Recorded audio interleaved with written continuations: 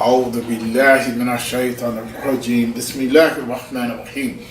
Uh, the object of us being released from prison is for us to not return to prison, that we will become members of society, that we will become productive members of society, that we will be productive members of our community, that we will have family, that we will raise our children to be productive members of the community and the like, that we will be an asset to the Muslim community that we have chosen to be part of. And the way that you would stay out of that kind of situation is, first the person must make the decision that he no longer is one of those street names, that he has changed enough that he's no longer that person that he used to be, that he has been, that he is sincere in his faith, that he is committed to staying out of jail, to stay out of prison, and to be an asset to his community. And that's just a basic decision that everybody has to make. We all have to make that decision. Who are we? Who are we going to be? And until you make that decision, a lot of you are sitting inside. You're sitting there and you're trying to decide what you're going to do when you get out. Well, if you plan on going in the streets and doing that street thing, then you'll probably be back. Yeah, and let me say this to you. You've been somewhere where people are watching you 24 hours a day. They're not watching you out here. The people at the masjid are not going to watch you. They're not going to follow you around and see what you do. They're involved in their own lives. They're not going to follow you to see who you hang out with, who your friends are when you leave the masjid. They're not going to follow you to find out what it is that you do to make earn a living, and make a livelihood for yourself. They're not going to do that. In fact, you're going to have to police yourself. All right? You're going to have to make sure that you make the decision that you're going to do the right thing all day long, whether or not anybody is watching you. And they say that's what character is, that you're able to do the right thing even though nobody's watching, even when nobody's watching. So hopefully, we say inshallah, God willing, that if you intend to stay out of this system, you stay out of the prison system, that you have to make that decision today, right? And start practicing it today. You can't wait until you get out and then say, I'm gonna do right. You can't wait then. You got to start now, exactly where you are. You have to start today. So, if you're involved in all that stuff that goes on inside the prison, if you get out, you're probably going to be out there in the streets doing the same thing. So, and I'll say this, and I don't mind saying this. Don't come to the masjid if you're still out there in the streets acting up. Don't come. Don't even come.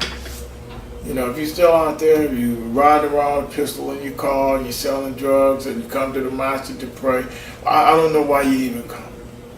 Astaghfirullah, I hope you come to get well, because certainly there's some illness there. Assalamu alaikum. My name is Brother Hassan, aka Larry Love Sr. I'd just like to briefly share some brief information in regards to, if you're in the transition program, one of the most important things is to plan what you think is best for you based on the knowledge and the experiences that you had, past, present. For me, the transition program at IREP program, it kind of provides you with an opportunity to make a 2-year plan, 5-year plan, 10-year plan. Mine was school, to seek knowledge. That's some of the things that I've learned as being a Muslim, to seek knowledge from the cradle to the grave. And this particular knowledge that I've acquired by being a Muslim has actually made it possible to make a tremendous transaction in my life from where I used to be. And maybe a lot of you brothers probably know me. My experience with being incarcerated started in 1970 and ended in 2012, July the 26th. But I was invited to Islam in 1993. And since that particular time, I've been able to have a life that was not perfect, but have a peace of mind is priceless. And these are some of the things that I have a little money uh, and means to be able to obtain money, but I've always had money and stuff like that. But I'm talking about this peace of mind. Being uh, sucker free in essence, and a lot of you can relate to that. Not being harassed by the police, having to be on the ground, having to be stopped. I've only been stopped one time since I've been home. And prior to that, I was stopped on a daily basis. Get on the car. You know, I mean, it may not mean anything to some people, but to me, it's a real victory. I mean, it's a Assalamu real alaikum, brothers. victory. My name is Brother Abdul Hakeem.